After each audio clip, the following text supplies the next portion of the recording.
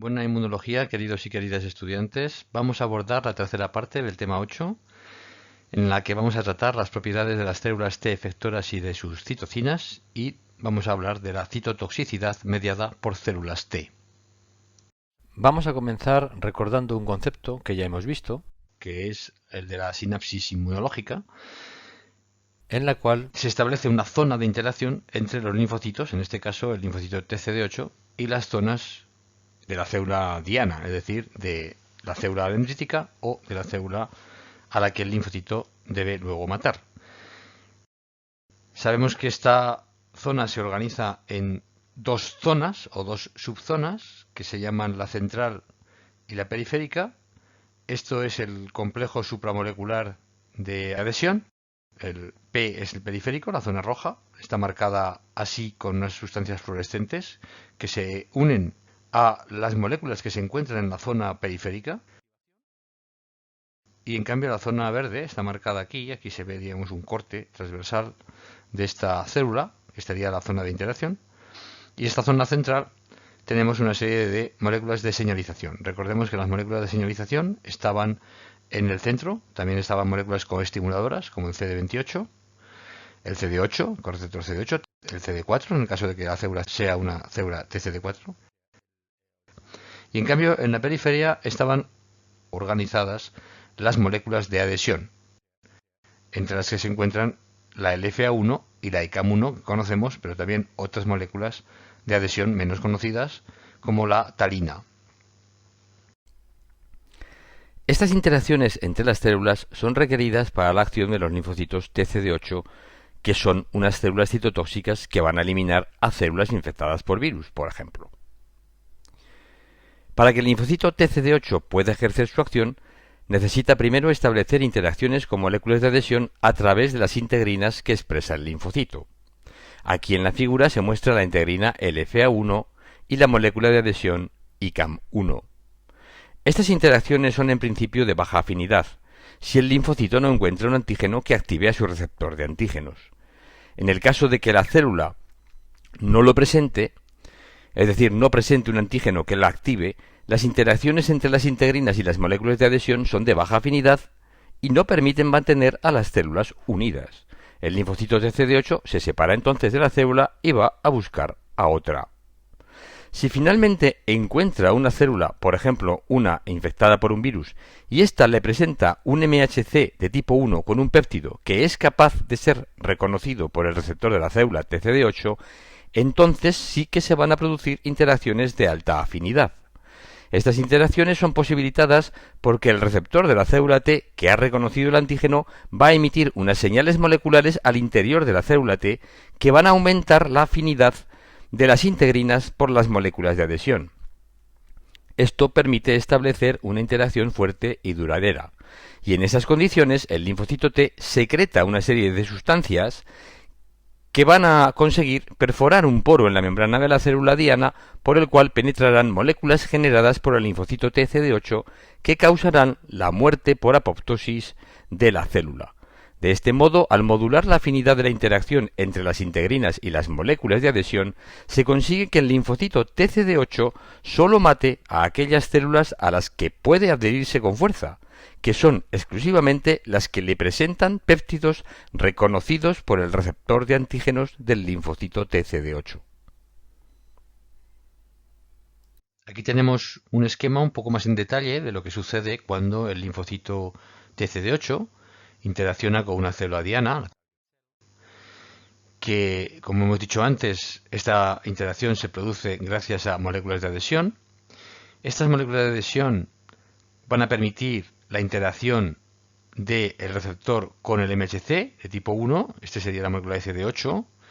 Si la célula reconoce este antígeno como un antígeno extraño contra el que tiene que actuar, se va a producir una redistribución del citoesqueleto que va a reorientar a los gránulos que tiene la célula, que van a contener las moléculas citotóxicas, las van a orientar hacia donde se encuentra la célula diana. Esta reorganización del citoesqueleto requiere unas proteínas específicas, una de las cuales se llama la proteína WASP, WASP, que si falla, si tenemos una mutación en esta proteína, se produce lo que se llama el síndrome de Wiskott-Aldrich, porque fue la persona que lo descubrió o los que lo descubrieron. Y esta proteína, si no funciona correctamente, pues se va a producir una inmunodeficiencia porque las células TCD8 no van a poder matar, pero tampoco van a poderse activar bien porque esta sinapsis inmunológica no se va a producir tampoco entre los linfocitos y las células presentadoras de antígeno. Bueno, si todo funciona bien, al final se liberan los gránulos al sitio de contacto entre las células y esos gránulos, lo veremos luego, van a inducir la muerte de la célula diana por apoptosis. Entrando en más detalle sobre el contenido de esos gránulos que son liberados por los linfocitos T citotóxicos, aquí tenéis una tabla, aunque está en inglés, pero espero que sea fácil de comprender, donde ponemos aquí a la izquierda las proteínas que están en los gránulos de las células T citotóxicas, que son tres, fundamentalmente, la perforina, la granzima o las granzimas y la granulisina, y aquí están las funciones o las acciones que realizan sobre la célula diana. La perforina ayuda en el suministro, en suministrar los contenidos de los gránulos al citoplasma de la célula diana. Como su nombre indica, perforina va a ser capaz de perforar un poro en la célula diana por donde van a entrar otros componentes de esos gránulos, que son las granzimas y la granulisina. Las granzimas son proteasas de serina que van a activar la apoptosis una vez que estén dentro de la célula diana, en el citoplasma de esa célula. Y además la granulisina también tiene acciones que pueden inducir la apoptosis. Estos son los contenidos de los gránulos de las células T CD8. Si recordáis el tema 2, vimos la activación del complemento. Una de las maneras que el complemento tenía para matar a las células era la generación de un poro en la membrana, mediante la formación del complejo del complemento a partir del componente C5, C5, C6, C7, C8 y C9 formaban un poro en la membrana. Bueno, pues esta misma estrategia de formar poros en la membrana, en donde se pone en contacto lo vivo que está en el interior de la célula con lo no vivo que está en el exterior, y lo no vivo siempre gana a lo vivo cuando este contacto se produce de manera no controlada, obviamente, pues esa estrategia es también la que utilizan los linfocitos T CD8. Gracias a sus gránulos, esas proteínas efectoras, la perforina y las granzimas, pero bueno, sobre todo la perforina, obviamente, va a perforar la membrana de la célula, formar poros. Aquí tenéis una micrografía electrónica y por estos poros van a poder entrar las granzimas al mismo tiempo que van a poner, obviamente, en jaque el equilibrio electrostático, el equilibrio de iones que existe entre el interior y el exterior, lo cual va también a conducir a la apoptosis o va a favorecer la apoptosis de la célula. En las dos próximas diapositivas, en esta y la siguiente, vamos a ver con un poquito de detalle cómo se produce el mecanismo de la inducción de la apoptosis en la célula diana cuando una célula T citotóxica reconoce un péptido extraño por su receptor de células T, se produce la sinapsis inmunológica, se libera en esa sinapsis los gránulos que contienen la célula T citotóxica.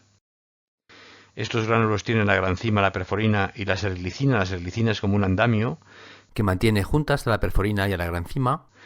Entonces, cuando se produce ese poro, la granzima es liberada o transportada al citosol de la célula infectada mediante los poros, como digo, y esto lo que hace es actuar sobre una proteína que se llama BID y otra proteína que se llama la procaspasa 3. Es decir, esto es una proteasa, esta granzima, y va a producir un corte proteolítico en estas proteínas. El corte proteolítico que va a generar la granzima B sobre la proteína BID y la proteína procaspasa 3 las va a activar, va a producir una proteína BID truncada, la T-BID, y va a producir la caspasa 3 activa. La T-BID va a ir a la mitocondria, donde va a desestabilizar una serie de poros en la membrana de la mitocondria y va a permitir la salida de citocromo C. De hecho, esto es uno de los mecanismos de inducción de la apoptosis por las mitocondrias, que de hecho cuando encuentran que la célula no es capaz de producir energía, estas mitocondrias liberan citocromo C, es decir, cuando la célula no es capaz de producir energía de manera normal, detectan este problema y son capaces de inducir la muerte de la célula mediante la liberación de citocromo C que está normalmente en el interior de la mitocondria. Por otro lado, la caspasa 3 activada va a degradar un inhibidor, este triangulito rojo es un inhibidor que se llama ICAD, el inhibidor de CAD, y cuando este inhibidor es degradado, la proteína CAD es activada, puede ir al núcleo y puede entonces degradar el ADN. Lo va a cortar en trozos. De hecho, va a cortar en trozos que son como los nucleosomas, de unos 200 pares de bases. Bueno, cuando el ADN es cortado, obviamente los genes dejan de funcionar, no se pueden transcribir, no puede haber RNA mensajero, no puede haber síntesis de proteína y la célula, por tanto, muere. De estas dos maneras, tanto por la liberación de citocromo C como por la activación de esta proteína CAD, las granzimas, que son introducidas en el citoplasma por la célula T mediante las perforinas, pues son capaces de inducir la apoptosis de la célula diana. Bueno, una vez más, hacer hincapié en que esta acción de las células T citotóxicas es selectiva, realmente muy específica, y solo va a matar aquellas células que estén infectadas, es decir, que presenten péptidos que la célula T reconozca como extraños. Obviamente no va a hacer nada a las células vecinas de la que mata, porque no expresan, si no están infectadas, es decir, cuando no expresan ningún péptido extraño procedente del virus, obviamente estas células vecinas no van a ser detectadas por la célula T y no van a morir, ni van a ser inducidas a la apoptosis, por supuesto. Pero, ya digo, estas células T, además de ser muy selectivas, tienen una gran potencia de inducir la muerte, porque pueden inducir cada una de ellas la muerte de hasta 1000 células que están infectadas por un virus. De ahí la eficacia enorme de la activación de las células T y al mismo tiempo el peligro que conlleva una activación de las células T si no está bien controlada y se ponen a matar células del propio organismo de manera incontrolada, ¿no? De manera errónea, digamos, lo que podría causar una enfermedad autoinmune bastante seria y por eso estas células T, recordemos que son activadas de manera muy regulada. Vamos a hacer un pequeño paréntesis en la actividad de las células TCD8 citotóxicas y vamos a ampliar nuestra visión a las sustancias que son producidas por todo tipo de células T efectoras, sean CD8 o sean CD4. Ya hemos visto que las CD8 tienen moléculas efectoras que acabamos de ver, la perforina, las granzimas o la granulisina. Además tenemos otra importante, que es el ligando de Fas. Este ligando de Fas es obviamente el ligando de un receptor que se llama Fas, el cual, una vez estimulado, puede generar la apoptosis. Luego, esta es una segunda manera en que las células TCD8 pueden generar la apoptosis. Tenemos, por supuesto, la generación de citocinas, entre las cuales algunas son las conocidas por nosotros, las hemos visto ya, el interferón gamma o la TNF-alfa. Pero luego tenemos todo un, digamos, arsenal de citocinas que es producido por las células TCD4. Los distintos tipos de células TCD4, cada uno de ellos expresa citocinas diferentes que van a tener acciones diferentes. Algunas moléculas no son necesariamente citocinas, sino que son también ligandos. Hemos visto el ligando de Fas. Existe otra molécula importante que las células T expresan en la superficie, en este caso las células TH1, las células TH2, las células TH17 también lo expresan, que es el ligando CD40. El ligando de CD40 es obviamente el ligando de un receptor que se va a llamar el receptor CD40 y que es fundamental para la acción de las células T. En el caso de los macrófagos va a ser fundamental para que estos se activen, además de que las citocinas producidas por, en este caso, las células TH1 van a ser también fundamentales para la activación de los macrófagos. Van a ser importantes este ligando cuando las células TH2 o también las células foliculares, linfoides, que no estén en esta tabla, sean capaces de comunicarse con las células B para inducir un cambio de isotipo, es decir, el cambio de clase en las inmunoglobulinas. Es también importante este CD40, ¿de acuerdo? Así que esta es una molécula importante que no es necesariamente una citocina. Claramente hay una serie de citocinas que son importantes para el cambio de isotipo, producidas por las células TH2. como son la interleuquina 4, la interleuquina 5 o la interleuquina 13.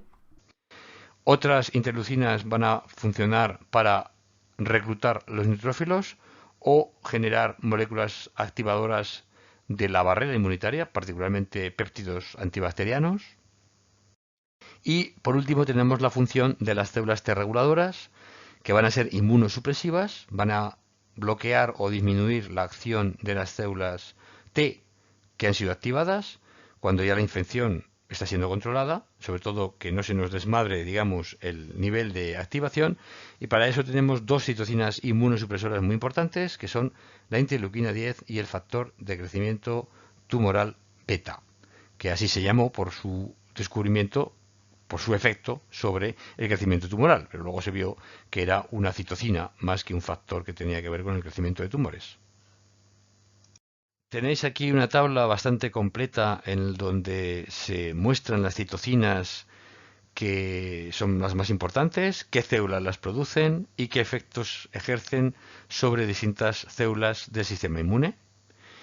Y además también el efecto del gene knockout. El gene knockout es la eliminación del gen. Un knockout es un animal, en general, un modelo de laboratorio al que se le ha eliminado un gen. Se le ha puesto fuera de combate, fuera de conocimiento. El knockout viene de una terminología del boxeo, ¿verdad? Lo ponemos fuera de combate al gen y entonces algo sucede, obviamente, porque este gen no está. Bueno, esto no hace falta que lo sepáis de memoria, por supuesto, solamente que lo tengáis como información y que sí que conviene que echéis algún vistazo, un poquito con una cierta calma, en la presentación en PowerPoint, no más que en el vídeo, en la presentación, pero bueno, podéis parar el vídeo si queréis y examinar un poquito mejor la tabla, ¿no? En cualquier caso, como digo, ya veis que hay muchas citocinas y cada una ejerce, pues obviamente, una función diferente, lo cual nos da una idea de la complejidad de todos los mecanismos de comunicación que existen en el sistema inmune y además no todos están aquí expresados ni muchísimo menos. Esta tabla completa la anterior, en donde de nuevo aparecen varias citocinas, la fuente de estas citocinas, las células que lo producen, las células sobre las que ejercen efectos y el efecto de la mutación que inutiliza este gen. Por supuesto, si no tenemos interleuquina 17, que está producida por las células Th17, las cuales funcionan para reclutar neutrófilos, pues obviamente si eliminamos el gen vamos a tener una defensa antibacteriana que va a estar disminuida, impaired en inglés, ¿vale? Entonces, esto sí que algunas citocinas sí que es importante que aparecen una y otra vez en el libro o en los apuntes o en la presentación, pues obviamente sí que espero que simplemente por el mero hecho de que se repitan se entienda la función y que si ese gen está mutado, pues obviamente sepamos qué va a pasar. Por ejemplo, si la interleuquina 2, que es una interleuquina muy importante para el desarrollo de las células T, no se produce, pues sí que espero que sepáis que si hay un gen knockout de la interleuquina 2, va a haber un efecto sobre la expansión clonal de las células T activadas o cuando se han activado por su antígeno. Eso es una cosa que espero que sepáis. Lo que no espero que sepáis es qué sucede si la interleuquina 22, que no la hemos visto prácticamente nunca, pues no está el gen, ¿verdad? Lo podéis mirar en la tabla si tenéis curiosidad y siempre tenéis acceso a la información que tenéis en el libro, en los apuntes y por supuesto en Internet, en fuentes fiables de Internet. Es importante que seáis capaces de entender esa información, que la sepáis buscar y la sepáis entender. De eso es de lo que se trata y por eso, si intentamos hacer más hincapié en la comprensión de todos los mecanismos más que en saberse de memoria tablas como esta. Todas las citocinas, por supuesto, tienen receptores específicos en la membrana y hay varios tipos de receptores. Tenemos aquí unos cuantos. Son receptores homodiméricos, que están formados por un homodímero, es decir, dos cadenas idénticas que forman un dímero. Por heterodímeros, que son dos cadenas pero que son diferentes. Vemos aquí que hay varias citocinas que tienen receptores heterodiméricos de varios tipos, uno con una cadena beta, uno con una cadena gamma. Esta cadena gamma es una cadena gamma muy importante, es una cadena gamma común a varios receptores, el de la interleuquina 2, el de la 4, el de la 7, el de la 9 y el de la 15. Por tanto, si tenemos una mutación en este gen de la cadena gamma, no van a funcionar ninguna de estas 5 citocinas, porque necesitan este receptor para funcionar. Y esto quiere decir que un fallo en este gen, ya lo veremos más adelante en el curso, pues nos puede dar lugar a una inmunodeficiencia, porque no es que no funcione una sola citocina, no funcionan 5 a la vez. Bueno, existen varios otros tipos de receptores y por supuesto también tenemos los receptores de las quimiocinas, que son receptores que atraviesan la membrana 7 veces, como hemos visto ya en el curso anteriormente. Un receptor importante o una familia de receptores importantes son los receptores TNF, de Tumor Necrosis Factor, que son receptores normalmente que van a poner en marcha la apoptosis. Pero fijaos, el receptor CD40, que no tiene que ver con la apoptosis, sino con la activación de los macrófagos o con el cambio de isotipo de las inmunoglobulinas, son de esta familia de receptores TNF, que son triméricos. Forman, en lugar de ser dímeros o un monómero, como es el caso de las quimiocinas, en este caso forman trímeros, heterotrímeros o homotrímeros. Tras las arduas explicaciones anteriores, llegó el momento de relajarse visualizando 3 películas de la serie Immune Wars. La primera lleva por título Sinapsis inmunológica, la segunda Liberación de gránulos celulares y la tercera lleva por título Muerte por té, inspirado por un conocido postre de un conocido restaurante de Albacete que lleva por nombre Muerte por chocolate. En este caso es solo por té. Espero que os gusten las películas, que os resulten entretenidas y educativas, y nos volvemos a encontrar en la cuarta parte del tema 8. Buena inmunología. In this 3D image, we are able to see the interaction between a T cell, colored blue, and an antigen-presenting cell, in this case a B cell, colored red.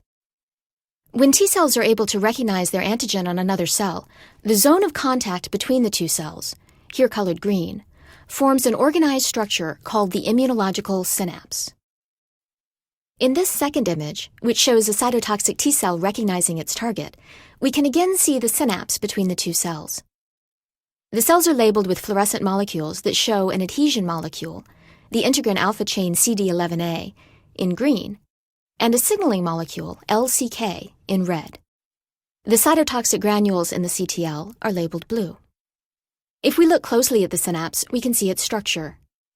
The outer ring contains the adhesion molecule, and the inner ring is divided into 2 parts, one containing the signaling molecules, and the other, dark in this image, is the secretory zone. In this side view, we can see that some of the cytotoxic granules, stained in blue, have moved close to the interface and are starting to fuse with the synapse. Other granules remain at the opposite end of the cell, perhaps where another synapse is starting to form. Multiple synapses can be formed with the same antigen-presenting cell, as we see here, where 2 CTLs are trying to kill the same target. Each has formed a synapse organized into discrete signaling and secretory zones. The signaling zones are indicated by the presence of the red-stained signaling molecule, LCK, while green-labeled cytotoxic granules can be seen clustered just behind the synapse itself.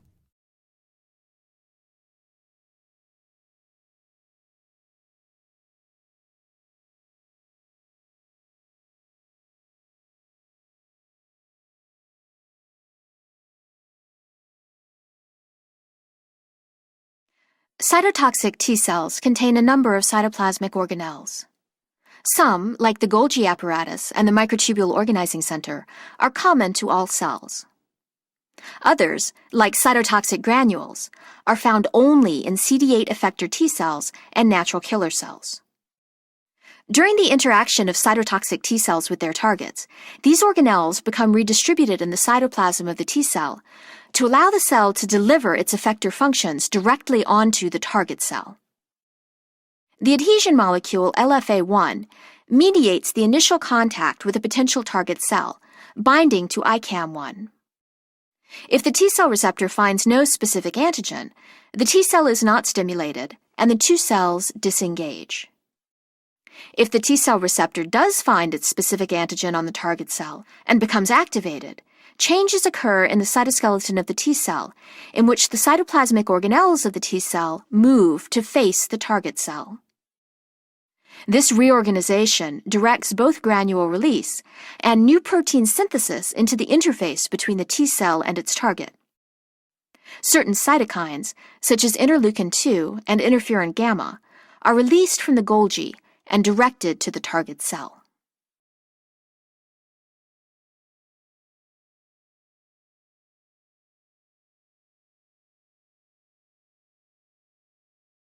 Viruses are intracellular pathogens that infect cells of the body, in this example epithelial cells, usurping their biosynthetic machinery to produce new viral proteins. Degradation of virus proteins within the cell allows viral peptides to be displayed at the cell surface, bound to MHC class I molecules. CD8 T cells that recognize these MHC peptide complexes are activated and kill the infected cell. Having killed one cell, the T cell can move to a new target, kill that cell, and move on again. The killing process is initiated when the T cell receptor and CD8 together bind to an MHC class I molecule bearing a viral peptide, producing signals that activate the T cell. Cytotoxic T cells contain membrane vesicles, called cytotoxic granules, which package the proteins that kill target cells. The most important of these are a protein called perforin and a set of proteases called granzymes. These proteins are complexed with a scaffolding protein called cerglycan. Activation of the T cell causes the release of the content of these vesicles, delivering the proteins directly onto the surface of the target cell. Although the exact mechanism is not known, the perforin facilitates the delivery of the granzymes into the cytosol. At this point, the target cell is destined for death, and the T cell can migrate onwards to find a new target cell. The process of cell death initiated by the granzymes uses the same basic cellular machinery that gives rise to apoptosis. The granzymes target various cellular proteins that regulate apoptosis, such as BID and procaspase 3. The granzymes cleave BID, which in its truncated form causes cytochrome C to release from the mitochondria into the cytosol. Simultaneously, granzyme B activates procaspase 3, which in turn cleaves ICAD, the inhibitor of the caspase-activated DNase. The active DNase migrates into the nucleus, where it degrades the DNA, ensuring the death of the cell.